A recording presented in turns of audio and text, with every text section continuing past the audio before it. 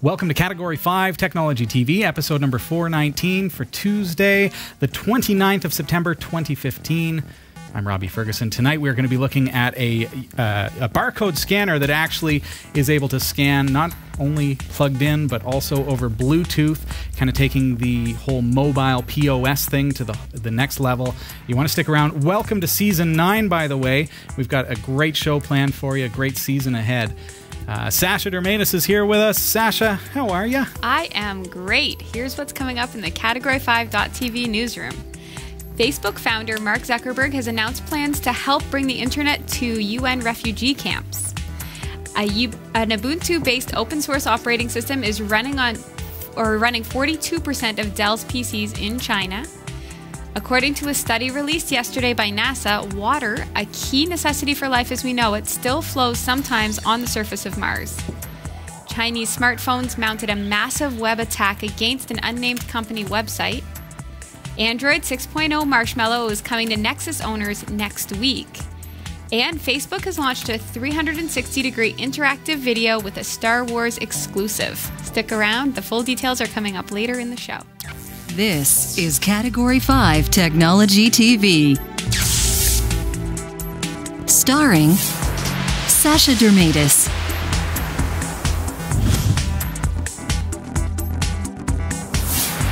Hillary Rumble,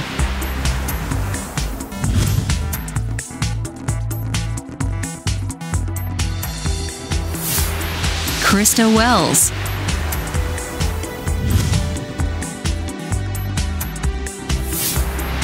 Eric Kidd,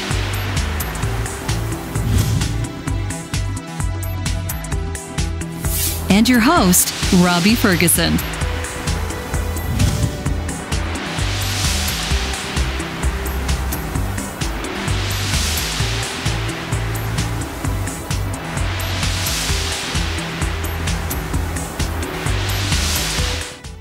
Welcome to Category 5 Technology TV. It's episode number 419, and I'm Robbie.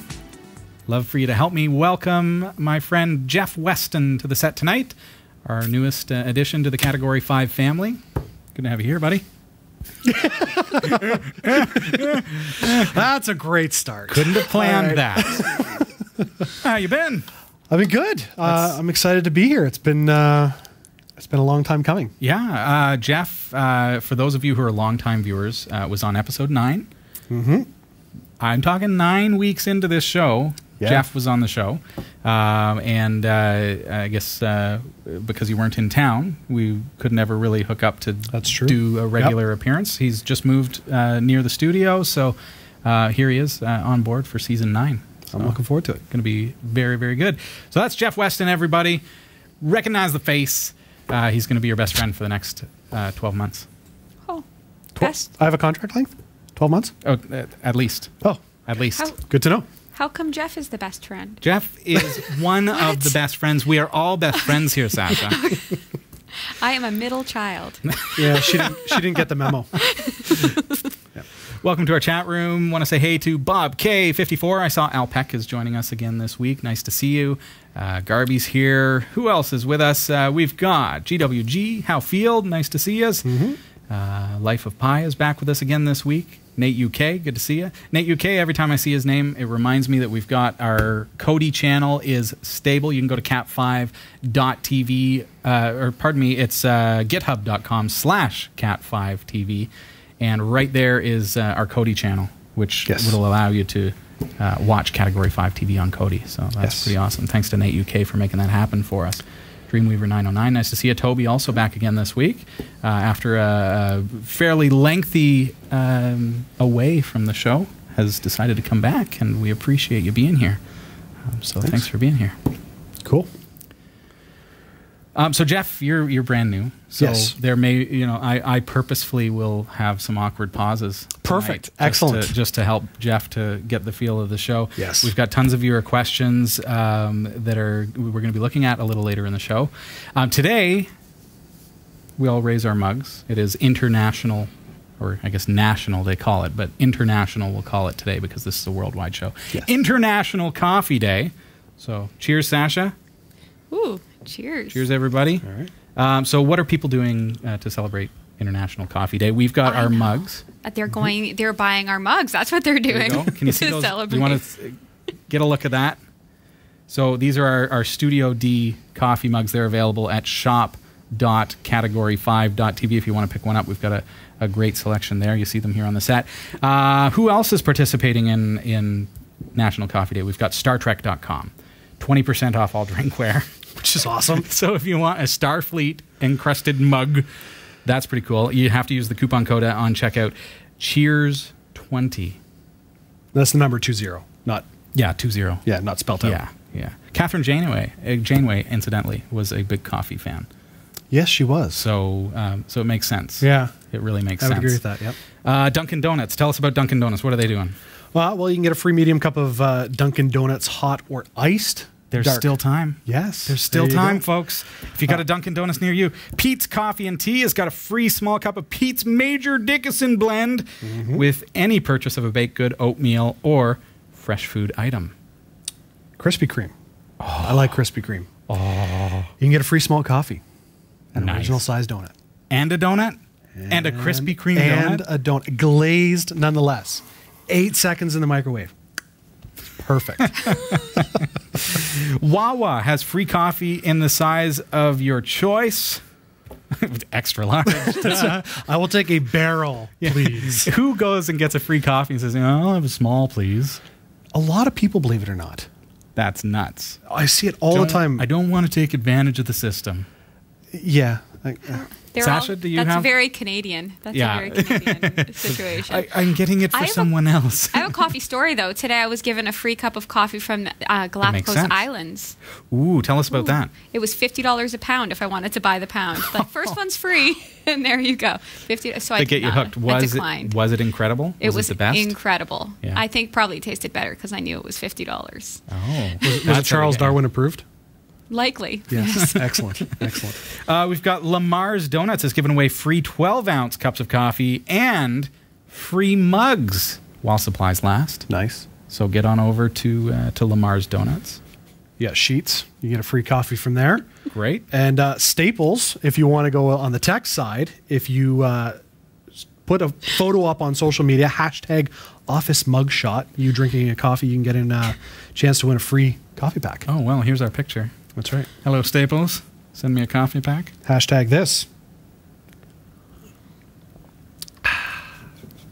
So happy, very happy International Coffee Day to you. It's always fresh coffee here at Studio D, too. So you could always come and sit in, like Al Peck did just a couple weeks back. Sit in the studio and enjoy the show live. And the coffee's always fresh right here at Studio D and always free. Yes. Even when it's not International Coffee Day. So there's nothing wrong with that. That's pretty awesome. Bob K54 clarifying for those of us who wonder, Wawa is a convenience store chain mainly in Pennsylvania. Yes, not the city in Ontario, Canada. That's not it? No. We all just drove to Wawa for nothing. My older sister, her name is Sarah, and when I was younger, I used to call her Wawa all the time. So I thought it was great that there was a place called Wawa in Ontario. Nice. But now I need to go to Pennsylvania and buy her some, I don't know, good old postcards or something. I still think Wawa, Ontario is probably closer than Pennsylvania. A little bit. Yeah, maybe. A little bit. Road trip. Yeah. For coffee. All right. Well, I want to say thank you to everyone who has contributed to the show this week. Yes. Of course, we've got bills to pay, and it's been a very exciting time for us as we launch some new partnerships. You can go to easy way to find out what our partners are right now, because we're in the process of building our new website for Category 5 Technology TV, is to go through my other show's website. It's called The Show Show. If you go to theshowshow.tv, click on partners, and you'll see all the partners there. You can get great deals on getting your own printed T-shirts. You can save money on royalty-free music for your presentations.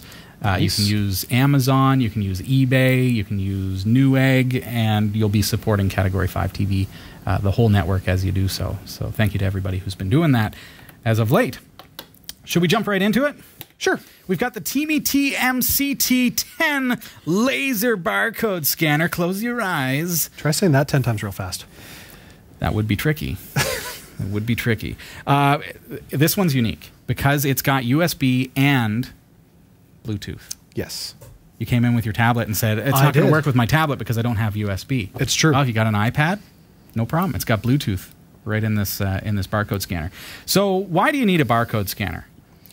Well, for a lot of different reasons. To scan things, primarily. That's a good reason. That would be a good start. I should just make it clear. This is a scanner for like barcodes on boxes and stuff. So if you're doing inventory, Yes. for example, or if you're setting up a shop, if you need to keep track of any kind of inventory or make sales, good thing to do.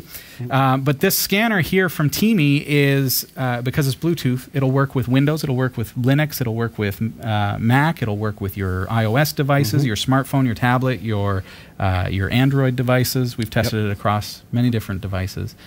There are apps, Jeff, that will allow me to use the camera in my tablet as a barcode scanner. Yeah. Sounds like, okay, well, if I can do that, then why do I need a laser scanner? Oh boy, have I got an experience for you. Oh yeah? So in prepping for this, I downloaded a free app to my tablet and I tried to walk around my house and categorize all my kids' Lego boxes. It took me forever because I'm zooming in, I'm angling. The camera wouldn't pick up some of the barcodes. It was pain. Yeah, because if you're using the camera, you've got to focus. That's right. So you're waiting for that, that in and out of the focus of your And lens. if you've got overhead lights that'll affect because of glare, especially if it's like a shiny box or something. What about dark? What if there are dark. What? No, no. It's not going to work. No go. Would this work in the dark? Surprisingly enough, it does. I knew the answer to this Yeah. because we tried it just before the show. I said, Jeff, run into the washroom and close the door. With his tablet here Yes. and scanning a barcode for a Raspberry Pi in the bathroom with the door closed, pitch black. Yes. Scanned it, and it came worked. up on the screen. Yeah, no problem. That's pretty instant. cool. Yeah. So use cases that I can see for this, of course, there's the home application. This is a great little portable device. It's something you can just stick in a drawer and it's good. But also for a shop. Sasha, you could probably think of some uses for this in the restaurant as well, eh? Absolutely. I do the inventory on Monday mornings some of the time. But I can just imagine how much easier it would be for me just to zip around and, tag all the bottles and go into the freezer. And I would only have to be there for minutes instead of, hours counting boxes. I think speed is a big thing with the laser scanner from Teamy. Speaking of using the camera and the app to scan barcodes, it's slow. Yes. Brutally slow, if it even works. And by slow, I'm thinking in terms of not scanning one barcode. I mean, because if I'm just scanning one barcode to do personal inventory, it's not a big deal. But if in a scenario like Sasha, where she's got to inventory an entire bar, that could be a nightmare because you're waiting for it to come in and out. Now, this scans about 100 times per second. So on my hand, I can actually see it flash 100 times per second. So perceptively, that's pretty much instantaneous. So if we scan something with the scanner, it's instantly pops up. beeped. Yeah. So it's really, really quick. You can check it out, cat5.tv/barcode, if you'd like to get your hands on one of those. It's going to save you time. It's going to also pay for itself very quickly. They're not very expensive. What else can we from a trouble do with? Well, what you do with it? See, I'm a bit of an organized guy. Okay. My wife will probably disagree with that, but I've always said I would love to inventory our groceries, which sounds really ridiculous, but I've always wanted to. I'm thinking freezer. My freezer could really use that. That's exactly what I mean. Like, you buy all these things, especially if you go to like a bulk grocery store where you can buy massive quantities of stuff and, scan it all. And then I know what I've got in an inventory. And it's like, hey, we're done with a bag of milk. Right. That way That's know what handy. you need to go shopping for instead of standing in the fridge going, I got the fridge open for 5 minutes. What do I buy now? I think, though, in my freezer, what happens is you'll buy meat or you'll buy whatever and you stick it in the freezer and it gets compacted to the bottom and you don't remember that it's there. Freezer burn. Not even that, but just forgetting that it's there, and then you go out and buy it again. I already had a roast beef in the freezer. Been there, done so that. I could do that. That's kind of cool. Let's actually give it a try. Let's see what this can do. So you said you installed an app on your Yes, on your device. I found a free POS app on the Android App Store, or the Google App Store, because I've got a Android tablet. Yeah, Samsung. What's the tablet? Do you know? I believe it's a Tab 4, I think. Okay. So anyway, the app I downloaded is called MOA #1 Point of Sale. We'll put links in the show notes for you. Yeah. Category5.tv. What's interesting before we get into the app itself and just connecting it to your connecting the TeamE device to your tablet. There's been this transition, as PayPal and other online payment processors have really risen up and become payment processors for small business. There's an amazing trend with mobile point of sale, where even in shops now you go in and they're using an iPad or a Samsung tablet, an Android tablet of any kind, and they're punching in point of sale right there on the tablet. Because you can do all these kind of Bluetooth devices, but now you can add this as well to speed things up. It's so much faster than going through the menus and having to find the proper SKU, especially if you're swipe in a sales environment, I could see. Absolutely. Okay, so this app is free. Yeah, it was free. And this is just one that we're looking at because we wanted one that works with the barcode scanner. That's right, yeah. Then we could try it out. Yep, just pulled it up, and so I've already, before the show, I plunked Raspberry Pi right into the system. So with the app, I just go to Add Sale. Okay. And I don't know if you can... Can you see that? And maybe I can scan the Raspberry Pi just to see what happens here. All right, All right, we ready? Are we ready? So it's on the barcode right there. Okay, so ready? Yep. 3, 2, 1. Look at that. Number pops up. So Raspberry Pi has popped in there? Raspberry Pi. $49.99 Canadian dollars. One quantity. Look at that. Nice. So if I scan it again, what happens? Two quantities. Quantity 2, quantity 3, 4. You're racking up my credit card. You know that, right? Nice. We are going to have an amazing delivery soon, folks. You're going to need that to cool. check out the inventory. That's very cool. It does, we discovered, operate as a keyboard as well. Yes. Yeah. So that's kind of cool. Yeah. If you do install it and use it with your, your wireless device, whether it be your phone or your tablet, whatever, be aware that this does work like a keyboard. I was about to throw my tablet out the window because I'm like, why can't I get my keyboard the to pop keyboard's up? not working. And Rob's like, just turn off the Bluetooth.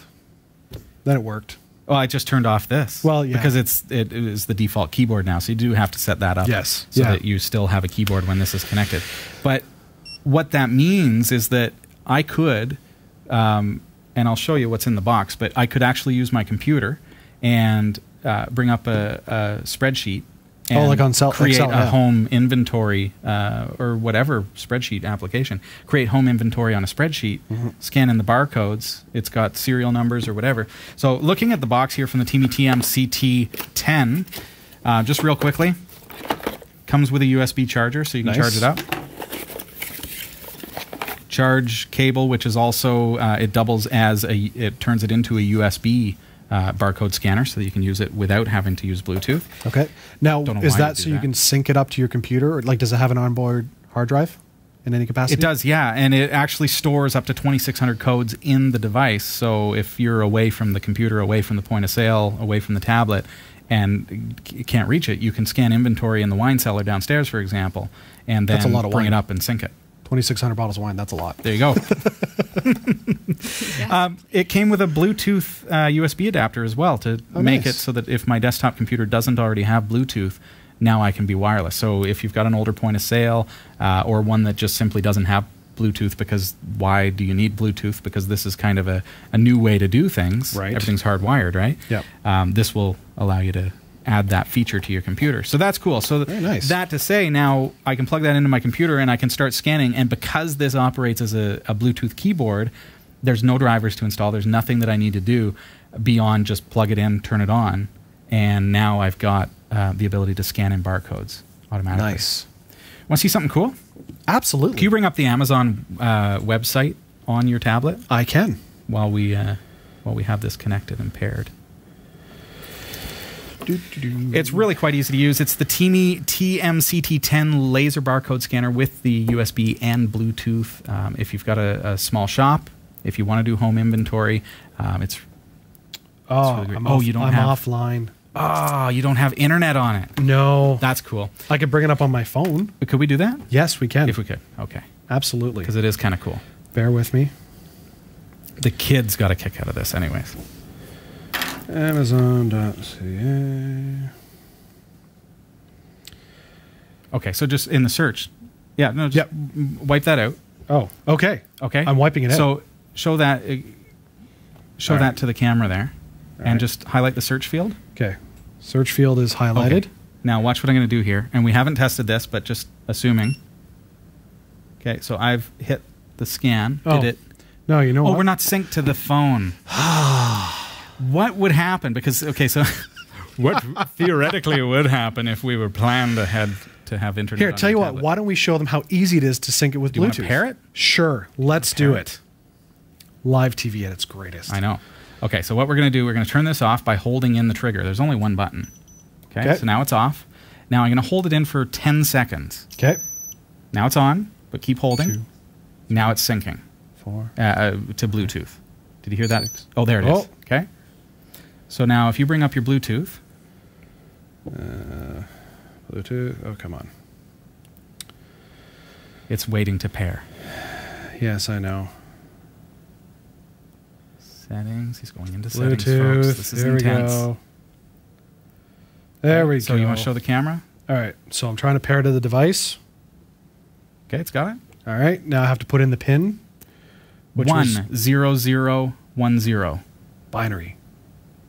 It means awesome. There you go. Connected. Okay. We are connected.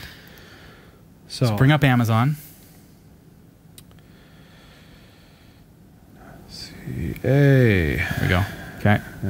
Highlight the search field. Okay. Search Good? field is up. Okay. Clicking. Did it do it? Let's try it again. Nope. It did it on the tablet. It did do it on the tablet, but not on the phone. Nope. Yeah, I bet we're paired with both. Oh, yeah, that's probably it. Let me turn the Bluetooth off on the tablet. All right, we'll try it now. Just to be safe, I'm going to turn it off, Jeff, and then turn it back on. Here we go. All right. It's on. Okay. Okay. Ready?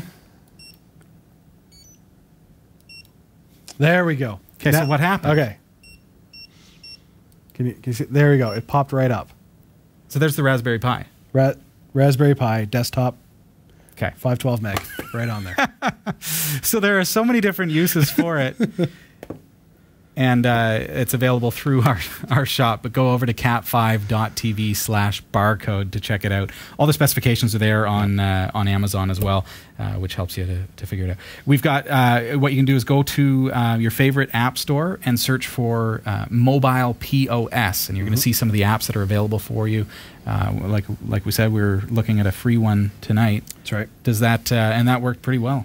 Yeah, it worked great. The free one didn't have It didn't have inventory management. Okay. Which I was a little bit... For free. Come on. I know. But hey, I want to inventory my fridge for free. So, yeah. But there were some commercial options as well. That looked kind of nice. You pay a couple bucks for a point of sale software on your phone? Yes. Tablet? Perfect. Yeah, it works quite well. Cool stuff. This is Category 5 Technology TV. You'll find us online at www.category5.tv. Welcome to my latest co-host, Jeff Weston, joining us for the first time tonight as we make our way through the excitingness. And hey to our chat room. Get your questions in. Jeff is standing by with email live at category5.tv. So we've got those. And we're going to take a look at your emails right after the news this evening. Sasha, how are you? Oh, is it the news time already? I'm all... She's looking at POS systems. No. Sorry, I was in the chat room. It's very interesting in the chat room right now. Yeah. We're talking about food that is from Canada, but doesn't seem to be, like Hawaiian pizza. It's from Chatham, Ontario. Really? Is it really? I didn't know that. Why are they calling it Hawaiian then? I don't know. Maybe the pineapple is something that seems Hawaiian? I guess. I don't see. You pulled me out of the chat room. I'll never know. We'll never know. All right. It's Tuesday, September 29th, 2015, and here are the stories we're covering this week. Facebook wants to help refugees keep in touch with their families and aid resources by providing internet access to UN refugee camps. Dell has announced that 42% of their PCs sold in China are running an Ubuntu Linux-based open source operating system. A study released yesterday by NASA reveals that water flows on the surface of Mars, which could potentially be used as a resource by future human explorers. And they're keeping the details hush, but Cloudflare caught a massive attack against a company server which was mounted from more than 500,000 smartphones in China. Google announced today that Android 6.0 Marshmallow arrives next week on Nexus devices. And speed across the Jakku Desert from Star Wars, The Force Awakens, with an immersive 360-degree experience created exclusively for Facebook. These stories are coming right up. Don't go anywhere. You've got mad skills. Now hone them. Learn new skills or improve your existing ones with online video tutorials and training from lynda.com through our special link at cat5.tv/Lynda. Learn software, technology, creative, and business skills you can use today to help you achieve your professional goals. Join today and start learning. We'll give you this chance to try it absolutely free with unlimited access to all of the courses. Sign up now for free, cat5.tv/Lynda. I'm Sasha Dermatis, and here are the top stories from the Category 5.tv newsroom. Facebook founder Mark Zuckerberg has announced plans to help bring the internet to UN refugee camps. Speaking at a UN forum in New York, Mr. Zuckerberg said that it would help refugees access aid and maintain family links. He also said Facebook would be a part of the new campaign to make the internet available to everyone on the planet within 5 years. According to Zuckerberg, the internet could help the UN meet its development goals and lift people out of poverty. He said, connectivity will help refugees better access support from the aid community and maintain links to family and loved ones.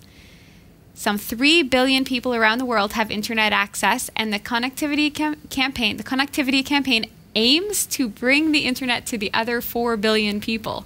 That is a lot of people. Mr. Zuckerberg says that Facebook has nearly 1.5 billion users who log in once a month, and the social media site achieved 1 billion users in a single day for the first time last month. So this, I mean, if he could bring Facebook or the internet to the refugee camps, and then those people could connect with people outside of the camps and maybe develop relationships in maybe not only some developing, but I think Facebook is the perfect platform, and this is probably what Mark is thinking I would expect. Mm-hmm. Facebook is the perfect platform to keep in touch with those loved ones that are away. I think it sounds like a great idea. This guy, Sasha, though, sitting behind Mark, he does not think that is a great idea. No. Not sure what his deal is, folks. Wow. But the girl on the other side, she's into it. She's into that idea. She's right into it? She's right into it. She likes his hair. The idea the idea of having internet available to everybody on the planet is incredible.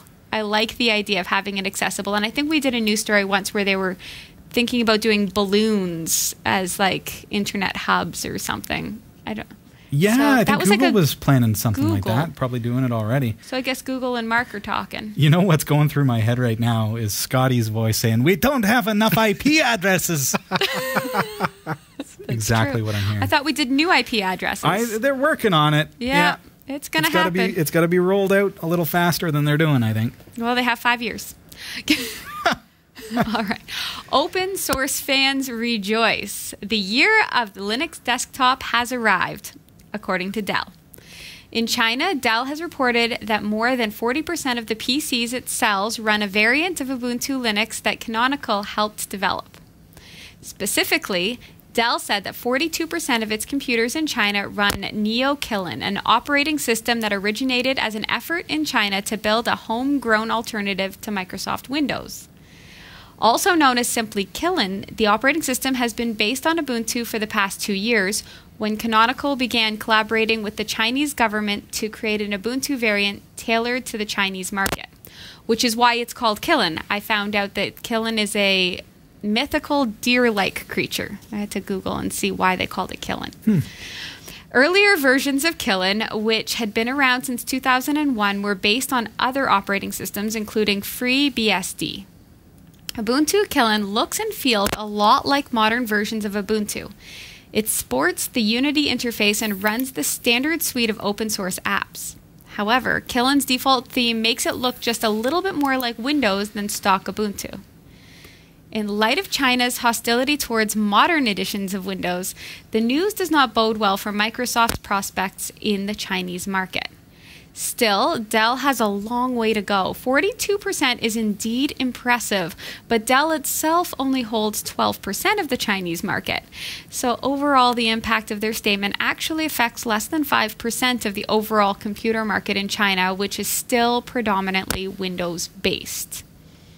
Still, it's still a great thing. 42% sounds awesome. The way they spun that. Yes, that's it.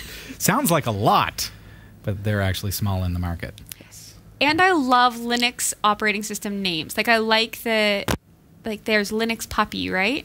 Puppy Linux. Puppy Linux. Yeah. And now there's this, Killen, which I thought sounded really violent until I looked it up, and it's just a mythical, peaceful deer. Oh, boy. All right. According to a study released yesterday by NASA, water, a key necessity for life as we know it, still flows sometimes on the surface of Mars. Strong evidence for seasonal flows of liquid salty water have been detected by NASA's Mars Reconnaissance Orbiter. Previously, scientists have found ample evidence that Mars was once a much warmer and wetter place than it is now, and could have supported life then. It hasn't been clear whether the colder, drier red planet of today could still support some microbial life. Many scientists think that life could still survive deep underground, but not necessarily on the surface where it could be easily detected. The new study looked at streaks that form on some slopes on Mars during the warmer times of the year. Scientists previously suspected that they might be caused by flowing salty water. The streaks, which are less than 5 meters wide and called reoccurring slope lineae, appear in the summer when temperatures can get above the freezing point of even fresh water and well above the freezing point of salt water, somewhere between minus 23 degrees Celsius and plus 27 degrees Celsius. And then they disappear during the colder seasons. I wonder if the Mars seasons are similar to the Earth seasons, like if they have 4 of them. I don't know. But no salt water had previously been detected in those streaks, and now that has all changed. The Mars Reconnaissance Orbiter spacecraft has been orbiting that planet since 2006 and taking detailed images of the surface and scanning it for chemical signatures of water and minerals associated with water. They found signatures for waterlogged salts in the streaks, but not in the surrounding soil. The researchers wrote, "These results strongly support the hypothesis that seasonal warm slopes are forming liquid on contemporary Mars. The brine forming the streaks would be far saltier than the Earth's oceans, perhaps 5% water and 95% salt," suggested Alfred McEwen, a University of Arizona in Tucson researcher who co-authored the paper. They would likely appear as thin layers of wet soil not more than a centimeter deep, not standing water. But because the streaks are visible over large areas of the surface of Mars, if you add it up, it could be a significant volume. Now, NASA is reporting that water could be potentially used as a resource by future human explorers, decreasing the cost and increasing the resilience of human missions to Mars. Okay, see, this sounds really great until they talk about humans going to Mars and taking the Martian water. Suddenly sci-fi. Because now all of a sudden I feel like, what if there is life on Mars that, we can't see because it's, subterranean or, and now we're stealing microbial. And we might be ingesting, not only stealing, but ingesting the Martian life. I don't love the idea of bottling up Martian water, drinking it. I don't know if it's a huge announcement, but is it premature? I don't, who really knows? They don't actually have water. They have detected certain minerals, but it is interesting if you look over your right shoulder there, Sasha. There's you can see the slopes actually kind of moving down. It's pretty cool. It is. That's lineae there. That's what it is. That's water lineae. I like it, but it scares me. I want them to leave Mars alone for the Martians. You've watched too many sci-fi movies, I think, Sasha. More than 650,000 Chinese smartphones have been unwittingly enrolled in a massive attack that overwhelmed a web server. The huge attack saw the target site hit about 4.5 billion separate requests for data in one day. That's more than 52,000 requests per second. Wow. The tidal wave of data was traced to a pool of booby-trapped advertisements that had been seeded with malicious code. Cloudflare, which uncovered the data deluge, revealed that the ads seemed to have been shown in apps popular in China. Analysts found that it relied on the widely used JavaScript language as it tried to knock the site offline. What was not entirely clear was how so many Chinese phone owners were tricked into visiting the pages hosting the booby-trapped ads. Speculation is that the hackers placed high bids on ad space, which placed their ads across many websites. Cloudflare did not name the company that ran the server that was hit. That's just scary because if they can afford to buy this really great ad space and then trick people into clicking it and downloading. That almost seems speculative to me, but could they, I mean, they're hackers, right? Could they not set up DNS proxies or who knows? But Cloudflare knows what they're talking about too. So, but yeah, I mean, when we buy ad space, for example, on Google AdSense, okay, you pay a certain amount to make sure that you're showing up at the top. And if they have the resources, which if you're a hacker and you're doing it right, you're making a lot of money. They're making a lot of money. So like in the millions and billions of dollars kind of thing. So yeah, it's something that's perfectly possible. But imagine a wide scale network of cell phones and they're all infected. Right. And then 0 day happens and the countdown timer ends and all of a sudden all these people sitting on the transit system and all the kids with their phone playing Angry Birds suddenly are attacking a U.S. server or some other server. Right. And they don't even know. I'd be interested to know what kind of phones were used. Were they Windows-based phones? Were they? Yes, they were. They were all Windows-based phones. I don't know. Oh. I'm just guessing. Because, I mean, you hear, like Apple's talked about how, their phones you can't get viruses or hacked or anything like that. So were Apple phones part of that? Are they still saying that? I think they're still saying it, yeah. Are they? Yeah. Even though they had that massive hack like 2 years ago, they're still saying it. Yeah. Well, maybe 0% of the phones in the hacking were running Linux. Do you think? Yeah. Maybe. Well, but maybe. It's JavaScript, right? And JavaScript is a web language that it's like Flash. Mm-hmm. Why has Mozilla said no more Flash? Mm-hmm. And finally put a stop to it? Well, because and people are saying, now I can't watch videos on Firefox. Well, there's a reason for that, and so because they're trying to protect users, and it's cross-platform because it's not Linux, Windows, Mac, it's Flash. That's the problem. So here, JavaScript is the problem, but that's a really big problem because JavaScript is everywhere and huge and needed in today's web infrastructure. But do you think that this could be, just to speculate a little bit, you mentioned a couple weeks ago, Sasha, or maybe last week, about Apple allowing the blocking of ads. Mm-hmm. I wonder if they maybe had some preliminary knowledge that these kinds of attacks were taking place. Right. Because we look at it from the perspective, and next week we're not next week, but maybe it is next week. Sorry, I'm not entirely sure. But on an upcoming episode, we're going to be talking about how that's affecting legitimate advertisers, such as ourselves, or people, businesses that are funded by advertising. Mm-hmm. But then there's the whole other side of it where it's being used to hack people.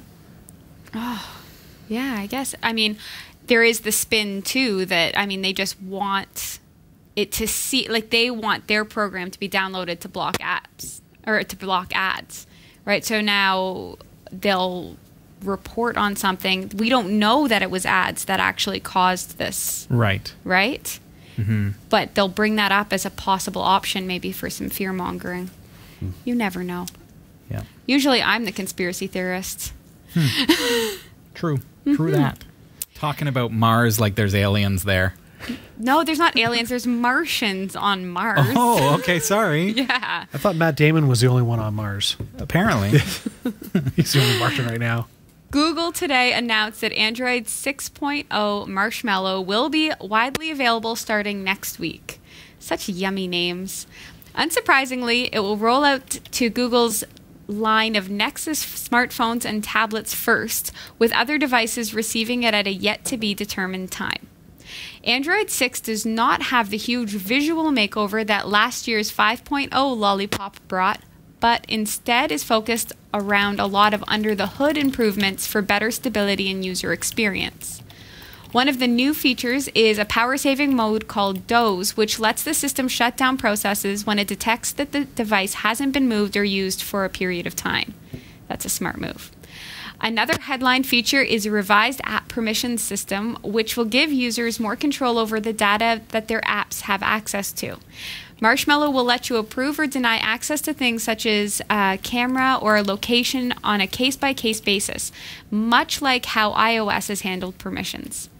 Perhaps the biggest user-facing change is the Now on Tap feature, which lets Google's search engine look deep within apps and scan content that is displayed on the screen to provide more information about whatever it is you're looking at.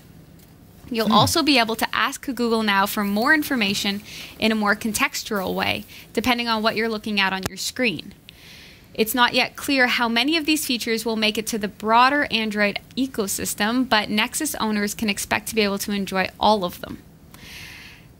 It's neat, actually. I like some of the ideas, like if your phone hasn't been moving, shutting off some of the processes. That's smart, yeah. Yeah, because my phone dies quickly because I have so many background processes going on if I don't go in and turn them off myself. Yeah. So, way to go. And cool name. A short, exclusive Star Wars clip is among the first 360-degree videos to be posted on Facebook. The sequence, created by Lucasfilm's special effects team, allows users to look in all directions as the camera whizzes through the sci-fi scene. When watched on a normal computer, the mouse is used to move the view. On mobile devices, a user can move the device around to alter the perspective. Other 360 videos posted include content from Discovery, GoPro, NBC, and Vice. Currently, this type of video requires a relatively complex filming setup to achieve the 360 effect. But as the technology improves, Facebook hopes it will become widespread among its users. They say, in the future, imagine watching 360 videos of a friend's vacation to a small village in France or a festival in Brazil, or maybe to Wawa. You'll be able to look around and experience it as if you were there. The new feature coincided with Facebook's now annual Oculus Connect event, a developers conference for people creating virtual reality experiences and hardware. It doesn't require a Facebook account to take it for a spin. You can watch the whole video at cat5.tv/SWFB for Star Wars Facebook. That's cat5.tv/SWFB. And it's a really cool video. I did check it out. It's neat being able to interact with the video. Yeah. It's cool. It makes you feel like you're exploring, like you're the master and commander. It gives you a sense, though, with the Star Wars one, and you'll have to check it out at cat5.tv/SWFB, but it kind of has a sense of a video game to me. Like, so it's immersive, but it feels like a video game because it's so CGI. But when it comes to real video, you think about the GoPro rigs with multiple cameras shooting in 3D, like a panoramic view, being able to now take real life videos and put those into a 3D environment that can be viewed online without special software and that kind of thing. Because that's always been the problem, is that you've always needed special software to do it. And now they're ruling that out. So awesome. A big thanks this week to Senora Wences and Roy W. Nash and our community of viewers for submitting stories to us. If you found a news story that you'd like to send, email it to newsroom@category5.tv. For all your tech news with a slight Linux bias, visit the category5.tv newsroom at newsroom.category5.tv. For the category5.tv newsroom, I'm Sasha Dermatis. Thank you so much, Sasha. This is Category 5 Technology TV. Welcome to the show. It's episode number 419, which means it's season 9. Yes, it is. I'm Robbie Ferguson. And I'm Jeff Weston. Nice to see you, everybody. Hi. And to those who are asking in the chat room, yeah, I'm the new co-host. That's him. Yep. He's in the chat room? Jeff I'm in Weston. the chat. Yes. So it's really easy to figure it out, folks. Yeah. That's him. They need this. There you go. Ah, there we go. There you go. There we go. Welcome to the show, man. It's nice to have you here. Thank you. Happy to be here. You've got viewer questions ready for us. I do. So we've had a few come in. Very cool. Thanks for sending them in, folks. Yeah. So the first one here is from Stephanie. It's going to take a little bit to get through. Hey, Stephanie. All right. But I'll try and make it quick. The first viewer question is 40 pages long. That's right. This is his initiation. That's folks. right. Here we go. So anyway, first off, Stephanie wants to let you know that you're doing an amazing job. You're fantastic, fun, and informative. So, Thank you. There you go. So December 16th, 2014, on episode 378, she says you guys introduced a Google Calendar alternative to the Google Calendar API, which is so confusing. And so she says what you showed us was awesome and cool. She's trying to build a calendar event that... I remember that. But she's missing some information. He or she, because I'll interrupt and say, I think it's Stephane. Just saying. Okay, well... Hello, Stephane. Or Stephanie. If you're he, I'm sorry. Anyway, so Stephanie is trying to do this calendar, but is missing some information from a coder's point of view. So, right. So Stephanie sent a pic. It's from a WordPress app. Okay. It's an astronomy website, and if you look at the picture, it's a 3-cell table with picture, title, and description. Okay. The question is, do I have to parse the summary field, specifically regarding the functional requirement to the website? Okay. Well, first of all, Stephane, it looks like you're doing a great job. It looks like you've taken what you've learned on the show and are creating something that's really working for you. It looks great. Well done, and congratulations on that. It's tough to know exactly what you need without seeing your source code. So a screenshot is great, but if we could actually get our hands on the PHP source that you're working with, that's going to help us out exponentially with regards to answering your question about how to code it, what to parse. So forward that along. I think that would probably be best. What I see there, though, what I see, it looks like you're doing a great job. Is there anything in the question that I can actually answer without seeing the source code? It's a tough call, eh? You can understand why that would be difficult. Yeah, I mean, a little bit more description. Yeah. So the item summary is so large of a container. Says when I need that, where I need that, event status I don't need that. Okay. Description I need that. Where is reappearing again.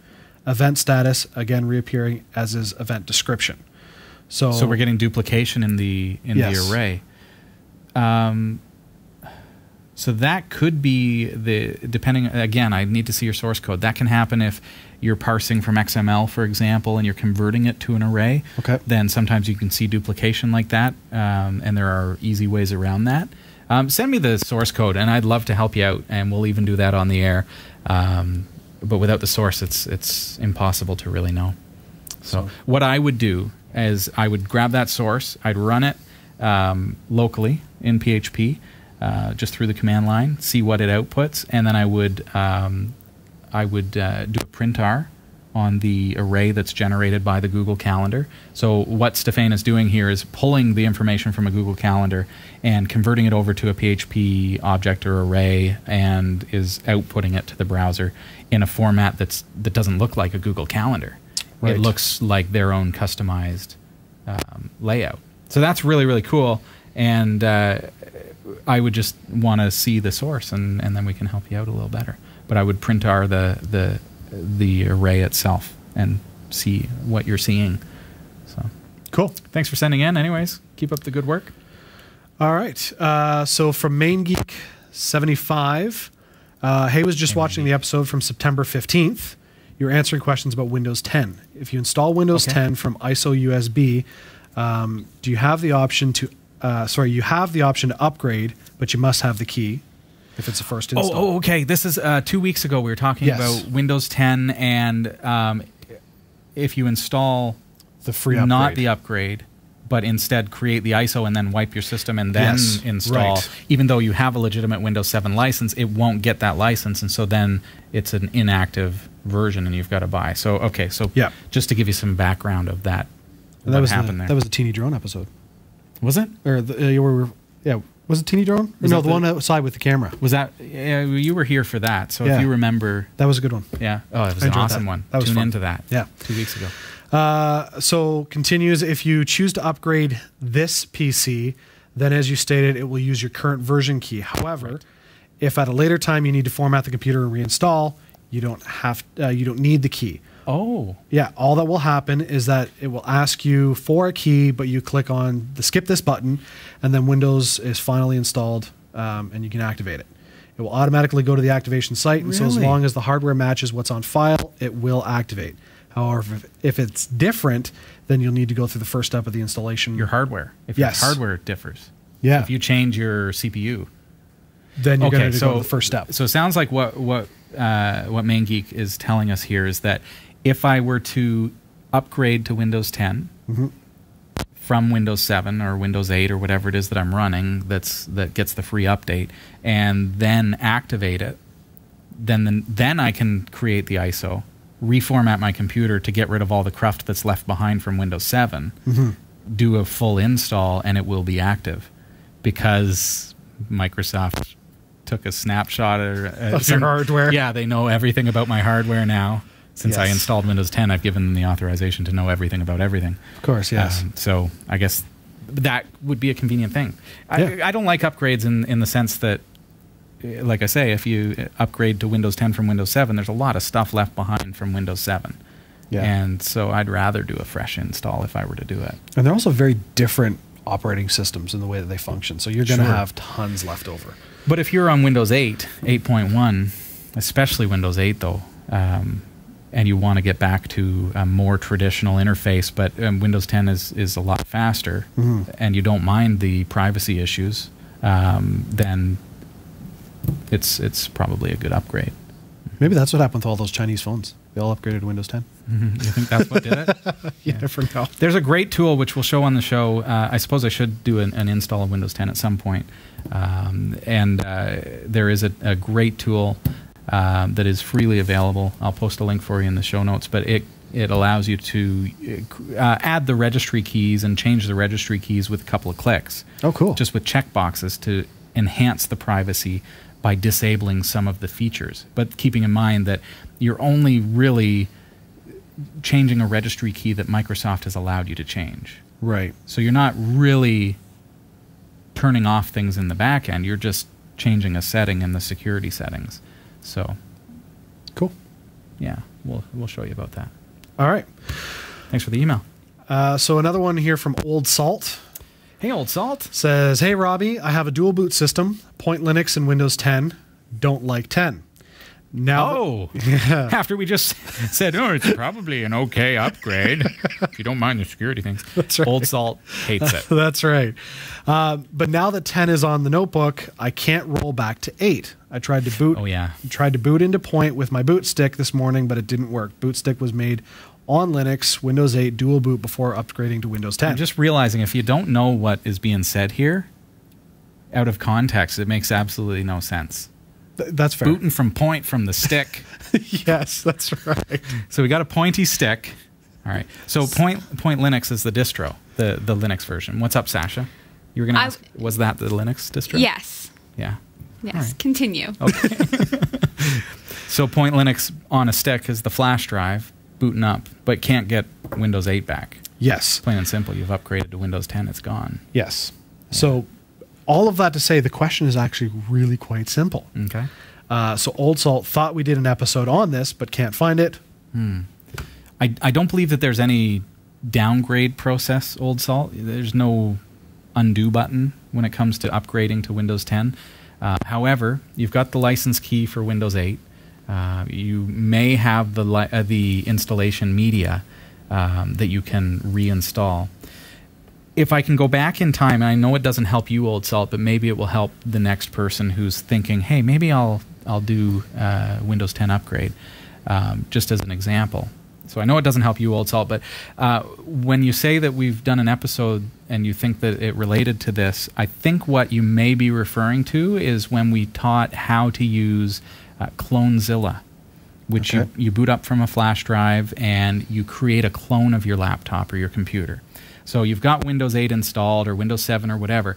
Before you say yes to that upgrade on Windows 10, boot from Clonezilla. And what it will do is it will create what's called an image of your computer.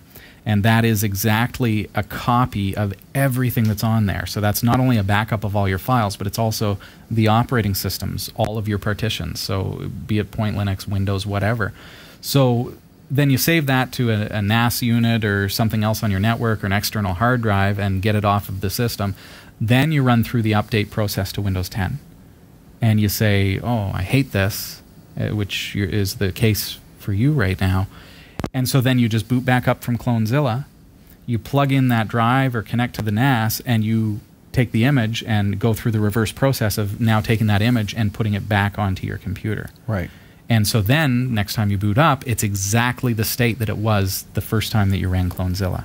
Right. So that's what I would suggest doing before running through the upgrade process of Windows 10, if you suspect that it may be something you'll want to undo. That's really the simplest way to do it. And given some of the comments I've been hearing about Windows 10, not everybody's a fan. It's hit and miss, so it's probably smart to do something like that. Yeah, I think so. For home use, I think it's all right. It's certainly faster than, say, Windows 8. Mm-hmm.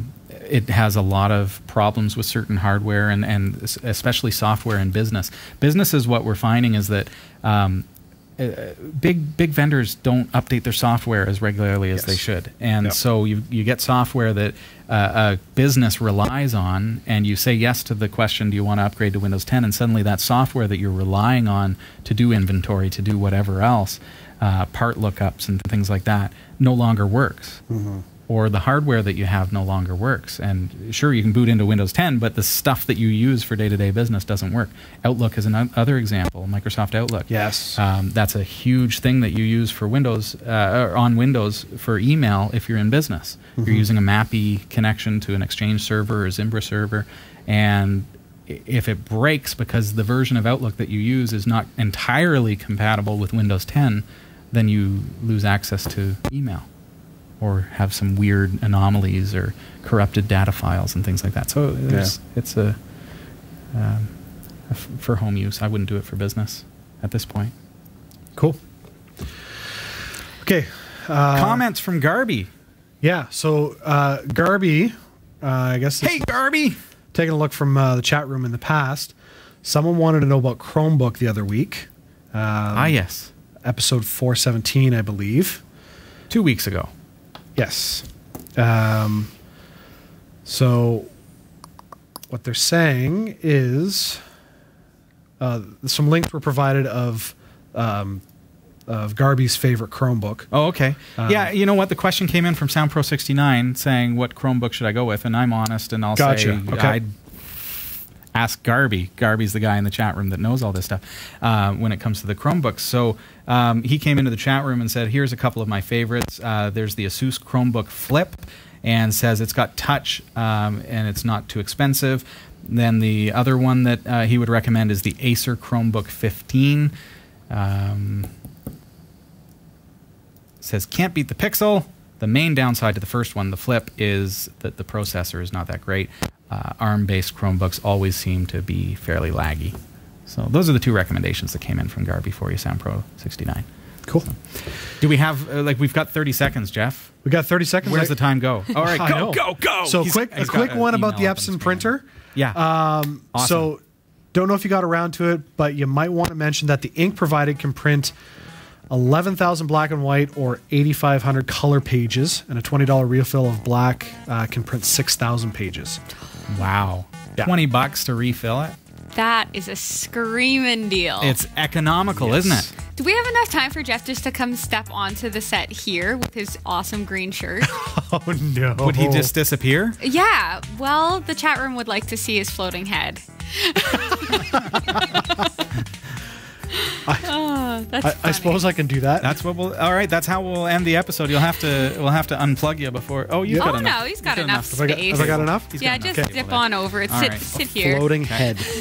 Okay. This is what I have to deal with, folks. All right. Am I floating?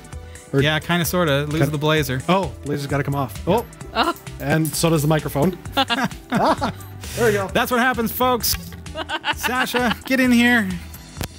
Everybody have a have a fantastic week. Looking forward to Awesome. looking forward to an exciting season with you. Have a great week, and we'll see you next Tuesday night. Good night. Wave, Jeff. We hope you enjoyed the show. Category 5 TV broadcasts live from Barrie, Ontario, Canada every Tuesday at 7 p.m. Eastern. If you're watching this on demand or through cable TV, check out the local showtimes in your area at category5.tv and find out when you can watch live and interact in the community chat room. Category 5 is a production of Prodigy Digital Solutions and is licensed under Creative Commons Attribution 2.5 Canada. We'll see you next time. Thanks for tuning in.